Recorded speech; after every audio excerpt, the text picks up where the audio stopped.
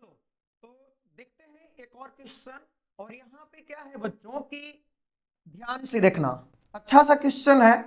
ए हमारा x axis है और ए है बच्चों वाई एक्सिस। ये तो आप जानते हो। तो एक्स वाई एक्सिस पे पॉजिटिव और निगेटिव वाई एक्सिस पे, ए हमारा पॉजिटिव वाई एक्सिस है और ये निगेटिव वाई एक्सिस है। ठीक है, नीचे की ओर निगेटिव। तो बराबर दूरी पे यहां पे देखो एक प्लस क्यू चार्ज रखा हुआ है, जो कि इसका जो एक्स कोऑर्डिनेट है वो 0 है और वाई कोऑर्डिनेट क्या है ए, यानी ए डिस्टेंस पे यहां पे इस बिंदु से ए डिस्टेंस पे ऊपर एक प्लस क्यू चार्ज रखा हुआ है और यहां से माइनस ए डिस्टेंस पे एक पॉजिटिव चार्ज रखा हुआ है।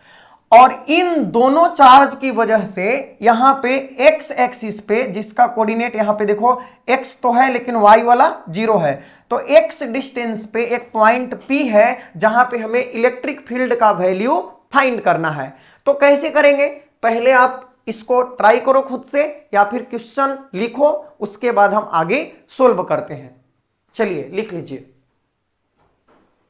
ठीक है, चलो अब सोल्व करते हैं। देखो तो अगर आप देखोगे बच्चों तो इस प्लस क्यू के वजह से इस पॉइंट पे इलेक्ट्रिक फील्ड का डायरेक्शन इधर होगा, पॉजिटिव है तो आउटवर्ड होगा।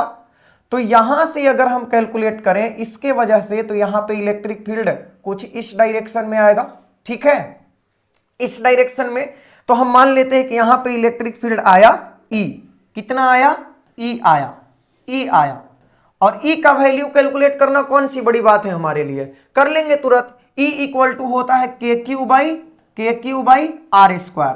तो K Q by R square. अब R क्या होगा तो जरा ध्यान से सुनना। देखो R क्या होगा, तो यहां से यहां तक का जो डिस्टेंस होगा, ये जो पूरा डिस्टेंस होगा ये कितना होगा, A होगा। उसी तरह से यहां से यहां तक का जो डिस्टेंस होगा ये भी क्या होगा, A ही होगा, क्योंकि दिया हुआ है कि Y पे कितना है, A है, और इधर भी y कितना है, माइनस, यानी माइनस से बता रहा है कि निगेटिव y एक्सिस है।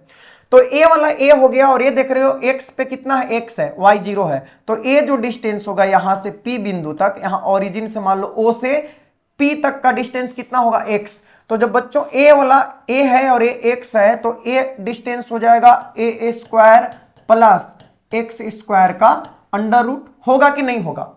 तो यहां पे डिस्टेंस का स्क्वायर करना है तो इसका स्क्वायर करेंगे, ये P बिंदु और Q के बीच का डिस्टेंस, तो स्क्वायर से रूट कट जाएगा, तो हमारे पास आएगा a square plus x square, केवल ये आ गया इलेक्ट्रिक फील्ड। अब उसी तरीका से हम क्या करते हैं कि इस प्लस क्यू के वजह से इस पॉइंट P पे इलेक्ट्रिक फील्ड फाइंड करेंगे। पॉजिटिव चार्ज है तो रेडियली आउटवर्ड होगा, तो इसके वजह से इलेक्ट्रिक फील्ड कुछ इस तरीके से आने वाला है। ठीक है, इस तरीके से आने वाला है, और इसको भी हम लिख देते हैं कितना, E, और इस E का भी वैल्यू कितना होगा, वही होगा। क्यों, क्योंकि चार्ज दोनों सेम है और डिस्टेंस भी सेम है। ए वाला डिस्टेंस E A है और ये x है, तो यहां पे हमारा ए वाला डिस्टेंस होगा a square plus x square का अंडर रूट। ठीक है, तो ये भी आ जाएगा, इसका स्क्वायर करेंगे तो आने वाला है a square plus x square. ठीक है, ये दोनों निकल गया। अब जरा आप ध्यान से देखना बच्चों, यदि हम मानते हैं कि ए वाला एंगल थीटा है, तो चूंकि सिमिलर ट्रायंगल है तो ए वाला एंगल भी थीटा होगा, और जब ए एंगल थीटा है तो सामने का ए वाला एंगल भी क्या होगा, थीटा ही होगा। ठीक है, तो अब जरा ध्यान से देखो, हम क्या करते हैं कि इस वाले इलेक्ट्रिक फील्ड का कंपोनेंट देखते हैं। तो इसके दो कंपोनेंट होंगे, एक कंपोनेंट तो इधर जाएगा एक कॉस के साथ, तो ई हो जाएगा हमारा ई कॉस थीटा होगा। ठीक है, और इसका जो दूसरा कंपोनेंट है वो ऊपर की ओर जाएगा, क्योंकि फोर्स इधर है तो दूसरा कंपोनेंट हमारा ऊपर की ओर जाएगा, इस तरीके से सीधा लाइन। ठीक है, ऊपर की ओर जाएगा, और ये क्या हो जाएगा, ई साइन थीटा। ठीक है, किसका, इसका फाइंड किया है हम लोग अभी, इस वाले का। अब हमारे पास दूसरा कौन है, दूसरा हमारे पास ए वाला है। ठीक है, ए वाला है, तो आप समझ रहे हो, इसका भी ये जो थीटा के साथ, देखो ई एंगल थीटा है तो ए एंगल भी कितना होगा, थीटा होगा। तो थीटा के साथ इसका जो इधर बनेगा ए वाला थीटा के साथ ई, फिर से क्या बनेगा ई कॉस थीटा बनेगा, और दूसरा जो कंपोनेंट है वो इधर की ओर लगेगा, इधर की ओर लगेगा, और ये हो जाएगा ई साइन थीटा।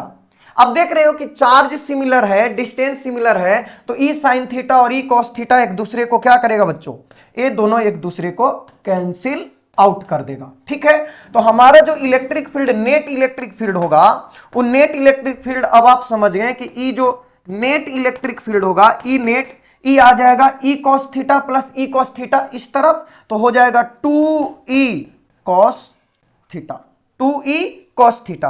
अब देखो 2e का वैल्यू हमने फाइंड करा है, कितना आएगा के क्यू बाई आर स्क्वायर, ए वाला डिस्टेंस का स्क्वायर किए थे, आया था ए स्क्वायर प्लस ए स्क्वायर प्लस एक्स स्क्वायर, और साथ में क्या है कॉस थीटा।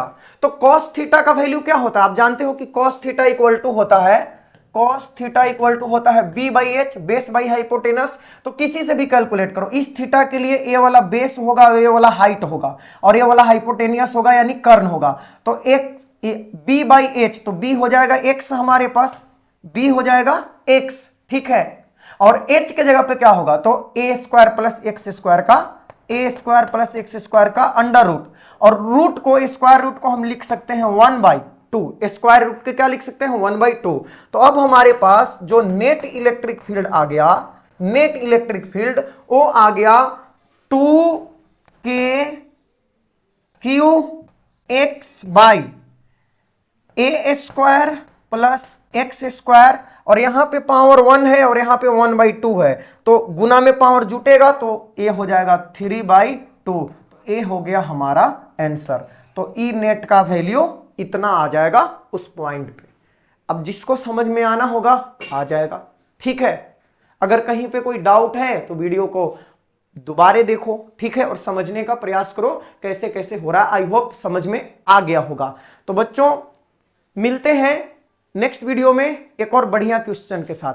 कैसा लगा जरूर बताना कमेंट करके, और अच्छा लगा तो लाइक करना मत भूलना, और अपने दोस्तों के साथ शेयर भी करना। Thanks for watching.